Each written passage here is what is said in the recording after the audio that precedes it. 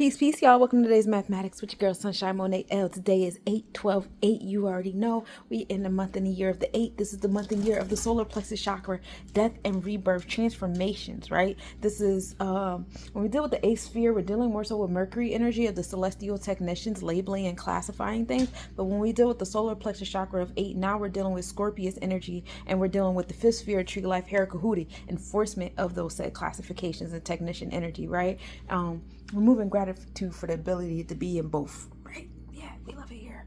Also, this is the energy of the cultism, the rise and fall of empires, especially as Pluto sits in Aquarius, Capricorn energy, providing transformations to our root chakra. And root chakra is all around us, not just your personal root chakra, but your family's root chakra, your tribe's root chakra. Even though some of our tribes are all mixed up and all over the place, we're still getting into the root chakras of those tribes and how interconnected they are. Then we're getting into, the nation, the race, your business, the root chakra of the corporations out here, the root chakra of money, the root chakra of love.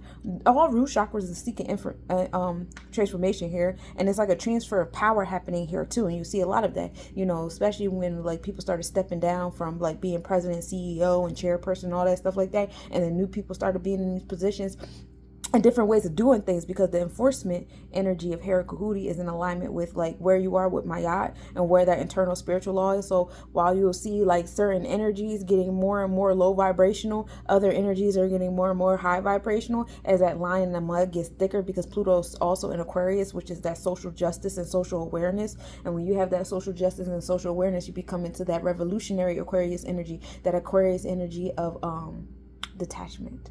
And we love it here, right? So we're in the day of 1 and 2, bringing you knowledge and wisdom on those 8s in between those 2 high, low, lows. The goal is to be homeostasis in the middle. We have that cardinal energy of Aries and that Taurus heart energy, bringing the love and the enforcement of what it is that you want in your heart into your space, right? We have that intellect, that cardinal taking action energy, and we bring it into the earth of the materializing, nurturing, nourishing. We're watering it. We're doing all these things, and that's that 1 and 2 that comes together and makes 3. 3 is the number of creation. 3 is Bina. That is the number of understanding. And when we do, we take that 1 and 2 and we bring it into like a way that we can utilize discernment, the way that we can apply this knowledge and we know what's going to happen in the results of it all. So we give thanks for the space of 3. This is a day of emotions with that intellect and wisdom. This is a day of creativity. This is a great day of just 3s, taking action, moving in action, right? So we take that 3, we put it into the 8 of transformations, death and rebirth and enforcement. And of course, we come to my favorite number, that number of 11, that number of self-mastery, right? We love mastering ourselves, because when we master ourselves so well, what happens is we start to influence other people to master their energy and master themselves, right? We become an inspiration to other people. We become an aspiration, become the energy people aspire to also achieve in themselves. And we move in gratitude for the ability to influence and affluence and all the fluences, other people in our people's places, things, situations, and ideals. Sashay. So we're in that space of 11, and we bring us to the year of 8. This is the year of Wood Dragon with that high, low, low. The goal is to be the homeostasis in the middle, to have the riches that you desire and deserve. And that brings us into knowledge born. You already know I love my 19s, as I was born on a knowledge born day, y'all. That 1 and 9 come together, right? And that makes knowledge in your cipher.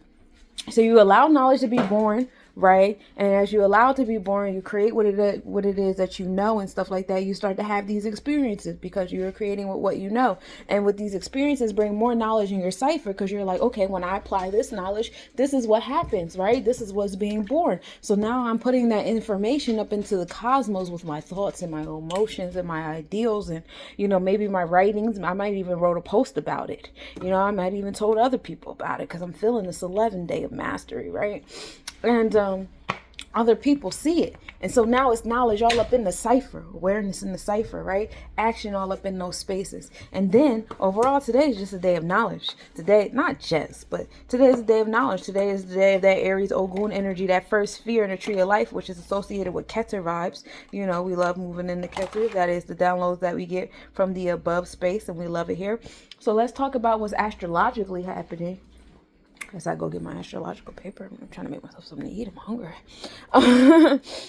We start the day off with a 45% waxing crescent moon, the moon rising at 2:03 p.m. and setting at 11:35 p.m. We are in that Scorpius energy, that energy of transformation and our internal third eye energy, in that Libra, sidereal, and constellation space, finding that balance, the twos, that 1 and 2 right there in the 6th house, which is our health, wealth, daily routine, experiencing the transformations of Scorpio's energy on top of the 6th house. We're also in our IC line right now, so this is like how you're being nurtured and nourished in this space.